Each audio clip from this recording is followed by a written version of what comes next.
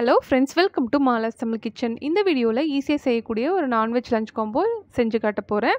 இந்த காம்போவில் என்னெல்லாம் இருக்க போகுதுன்னா, ஒயிட் ரைஸ், அப்புறம் மீன் தலை, மாங்காய் இது ரெண்டும் போட்டு மீன் குழம்பு, மீன் வறுவல், அப்புறம் ப்ரான் 65 இதெல்லாம் தான் இருக்க போகுது. குழம்பு, வறுவல் இதெல்லாம் செய்யறதுக்கு தேவையான மீனும் ப்ரானையும் நான் சுத்தம் செஞ்சு வச்சுருக்கேன் ஆல்ரெடி. நெக்ஸ்ட் இப்போ சாதத்துக்கு தேவையான அரிசி ஊற வச்சுருக்கேன். அடுத்து ஒரு பெரிய எலுமிச்சை சைஸ் அளவு புளி எடுத்திருக்கேன் ஒரு பவுலில்.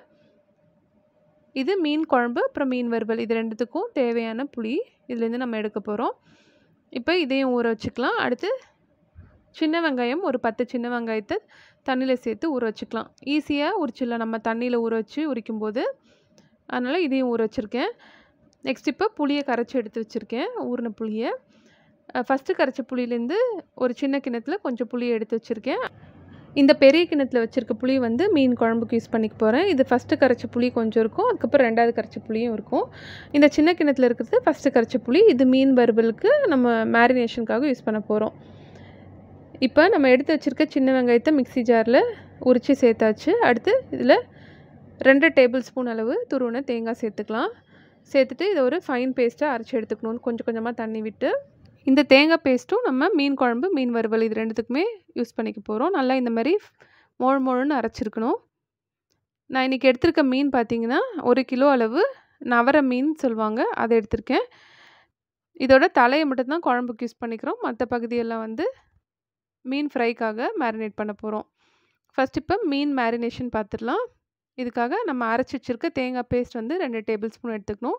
அதுக்கப்புறம் இதில் 1/4 டீஸ்பூன் அளவு மஞ்சத்தூளும் 1/2 டீஸ்பூன் அளவு சோம்புத்தூளும் சேர்த்துக்கலாம். அடுத்தது தனி மிளகாய் தூள் ஒரு 2.5 ஸ்பூன் அளவு சேர்த்துக்கலாம்.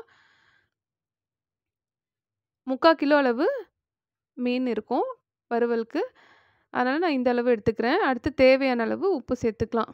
அது 1.5 ஸ்பூன் அளவு தூள் உப்பு சேர்த்துக்கிறேன்.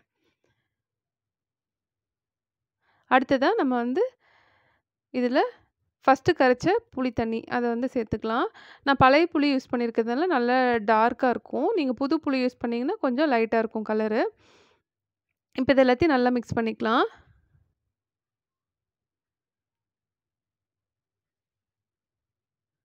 மீன் வறுவலுக்கு இன்னும் கொஞ்சம் நல்லா நிறம் வரதுக்காக நான் கொஞ்சம் காஷ்மீரி மிளகாய் தூள் சேர்த்துக்க போகிறேன். இது சேர்க்குறதுனால அதிகமாக காரம் நமக்கு வரப்போகிறது இல்லைன்றதுனால 1 டீஸ்பூன் அளவு நான் இதில் சேர்த்துக்கிறேன். இதை சேர்த்துட்டு நல்லா மிக்ஸ் பண்ணி விட்டுக்கலாம். பேஸ்ட்டு கொஞ்சம் நல்லா திக்காக இருக்க மாதிரி தான் இருக்குது. அதனால் நான் இதில் தண்ணி சேர்க்காம இந்த 2ஆவதாக கரைச்ச புளி தண்ணி வச்சுருக்கேன்ல குழம்புக்காக, அதுலேருந்து கொஞ்சம் மட்டும் சேர்த்துட்டு நல்லா மிக்ஸ் பண்ணி விட்டுக்கிறேன்.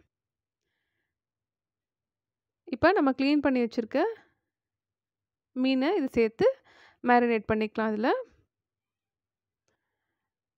இந்த மாதிரி எல்லா பக்கமும் மசாலா படுற மாதிரி நம்ம மேரினேட் பண்ணணும். இப்போ இந்த மேரினேஷனில் வேறு என்ன வேரியேஷன் பண்ணலான்னு பார்த்தீங்கன்னா, புளி தண்ணி யூஸ் பண்ணியிருக்கோம் புளிப்புக்காக. அதுக்கு பதிலாக நம்ம லெமன் ஜூஸ் சேர்த்து செய்யலாம். அதுக்கப்புறம் காரத்துக்கு மிளகாய்த்தூள் மட்டும்தான் யூஸ் பண்ணியிருக்கோம். அதுக்கு பதிலாக மிளகுத்தூள் கொஞ்சம், மிளகாய்த்தூள் கொஞ்சமும் சேர்த்துக்கலாம். அதே மாதிரி சோம்புத்தூள் யூஸ் பண்ணியிருக்கோம் வாசனைக்காக. அதுக்கு பதில் கரம் மசாலா பிடிச்சவங்க கரம் மசாலா தூளும் கொஞ்சம் சேர்த்துக்கலாம். இப்போ இந்த மீனை நல்லா மிக்ஸ் பண்ணியாச்சு.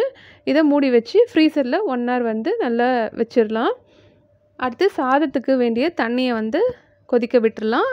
நெக்ஸ்ட்டு நான் மீன் குழம்பு எப்படி செய்கிறதுன்னு காட்டுறேன். மீன் குழம்பு செய்ய ஒரு பேனில் 1.5 டேபிள் ஸ்பூன் அளவு நல்லெண்ணெய் எடுத்திருக்கேன். இந்த எண்ணெய் காஞ்சதும் இதில் தாளிப்பு வடகம் சேர்த்துக்கலாம். இது இல்லாதவங்க கடுகு, சோம்பு, வெந்தயம், அப்புறம் கொஞ்சம் சின்ன வெங்காயம் இதெல்லாம் சேர்த்து தாளிச்சுக்கோங்க.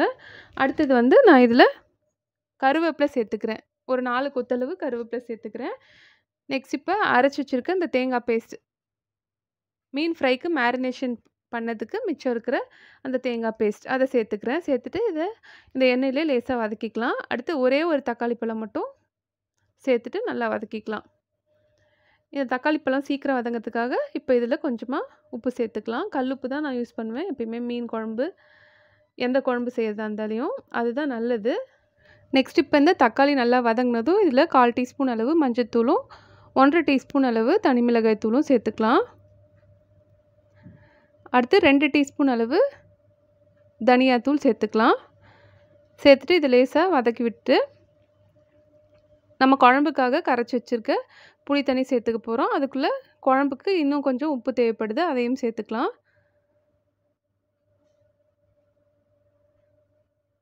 நான் வந்து பழைய புளி யூஸ் பண்ணியிருக்கிறதுனால நம்மளோட மீன் குழம்பு வந்து இந்த மாதிரி டார்க் கலரில் இருக்குது. பழைய புளி யூஸ் பண்ணும்போது நமக்கு சூடு அதிகம் இருக்காது. இந்த மீன் டைமில் வந்து ஒலை கொதிச்சிச்சு, நான் அரிசியும் போட்டுக்கிட்டேன். இந்த மீன் குழம்பும் பாருங்கள் நல்லா கொதிக்க ஆரம்பிச்சிச்சு. இதில் வந்து நம்ம ஃபஸ்ட்டு மாங்காய் சேர்த்துக்க போகிறோம். நான் ஒரு 6-7 பீஸ் மாங்காய் வந்து பெரிய பெரிய பீஸ் தான் கட் பண்ணி வச்சுருக்கேன். ரொம்ப சின்ன பீஸாக போட்டிங்கன்னா வந்து கொல கொலன்னு ஆகிடும். அதனால் கொஞ்சம் பெரிய பீஸாக சேர்த்துக்கோங்க மீன் குழம்புல மாங்காய் சேர்க்கும்போது. சேர்த்துட்டு இதை ஒரு 2-3 நிமிஷம் மட்டும் வேக வச்சு எடுத்துக்கலாம். அதுக்கப்புறம் நம்ம இதில் மீன் தலையை சேர்த்துக்க போகிறோம். மீன் தலையை சேர்த்துட்டு நம்ம சிம்லேயே வந்து ஒரு 5 நிமிஷம் வச்சோன்னா போதும். நமக்கு நல்லா வந்து தலை வெந்து குழம்பு ரெடி ஆகிடும். இந்த கேப்பில் வந்து நான் வந்து ப்ரானை வந்து டீவைன் பண்ண விட்டுட்டேன். அதை வந்து டீவைன் பண்ணி காட்டுறேன் பாருங்கள். ஒரு 10 ப்ரான் அளவு தான் இருக்குது. பெரிய பெரிய ப்ரான்ஸாக இருக்குது.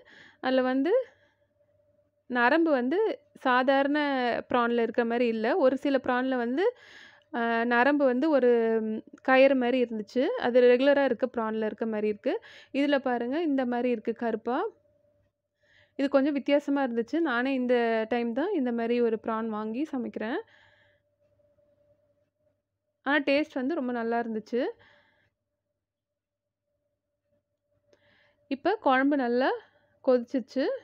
மாங்காயும் நல்லா வெந்துருச்சு. மீன் தலையும் நல்லா குக் ஆகிடுச்சு. இப்போ இதை ஆஃப் பண்ணிடலாம். கொஞ்சமாக கொத்தமல்லி தழை தூவி ஆஃப் பண்ணி வச்சிடலாம். அடுத்ததாக நம்ம க்ளீன் பண்ண இந்த ப்ரானை வந்து ப்ரான் 65க்காக மேரினேட் பண்ணி காட்ட போகிறேன். இதுக்காக ஒரு பவுலில் ஒரு 2 டீஸ்பூன் அளவு இஞ்சி பூண்டு பேஸ்ட் சேர்த்துக்கிறேன். இது கூட 1/4 டீஸ்பூனுக்கும் கம்மியாக வந்து மஞ்சள்தூள் சேர்த்துக்கிறேன். அடுத்து மிளகாய்த்தூள் 1 டீஸ்பூனும், காஷ்மீரி மிளகாய்த்தூள் 1 டீஸ்பூனும் சேர்த்துக்கிறேன். அடுத்து இதில் கரம் மசாலா தூள் ஒரு 1/2 டீஸ்பூனும், ஜீரகத்தூள் 1 டீஸ்பூனும் சேர்த்துக்கிறேன். உப்பு சுவைக்கேற்ப. 10 ப்ரான்றதுனால பார்த்து சேர்த்துக்கிட்டேன் நான் உப்பு. அடுத்து இப்போ புளிப்புக்காக கொஞ்சமாக லெமன் ஜூஸ் சேர்த்துக்கலாம்.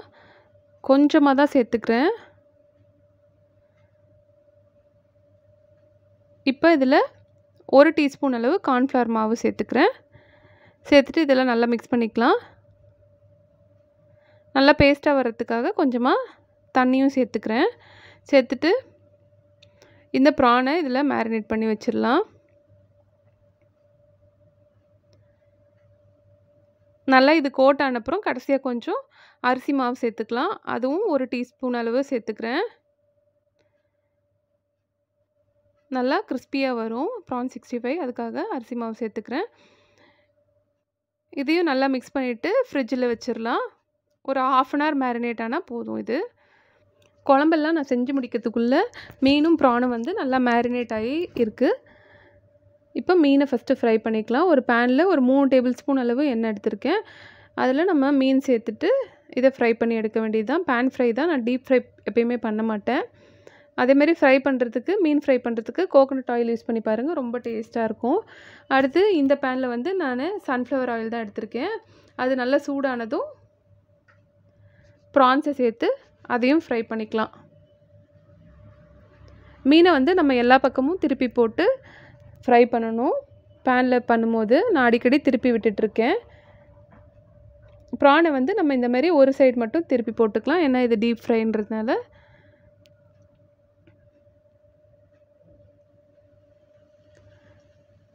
ப்ரான் வந்து நல்லா வெந்துருச்சு. ஃபிஷ்ஷும் நல்லா ஃப்ரை ஆயிடுச்சு. நான் அதை ஆஃப் பண்ணிவிட்டேன். அந்த பேனோட சூட்லேயே இருக்கட்டும்னு சொல்லிவிட்டு நான் விட்டுட்டேன். நம்ம மேரினேட் பண்ண ஃபிஷ்ஷை வந்து 2-3 நாள் கூட நம்ம ஃப்ரீசரில் வச்சு யூஸ் பண்ணிக்கலாம், நல்லாயிருக்கும். ஏன்னா அட் அ டைம் வந்து இவ்வளோ ஃபிஷ்ஷும் நம்ம கன்சியூம் பண்ண மாட்டோம். அதனால் ஃப்ரீசரில் வச்சு நம்ம யூஸ் பண்ணிக்கலாம். ப்ரான் 65 சூப்பராக ரெடி ஆயிடுச்சு.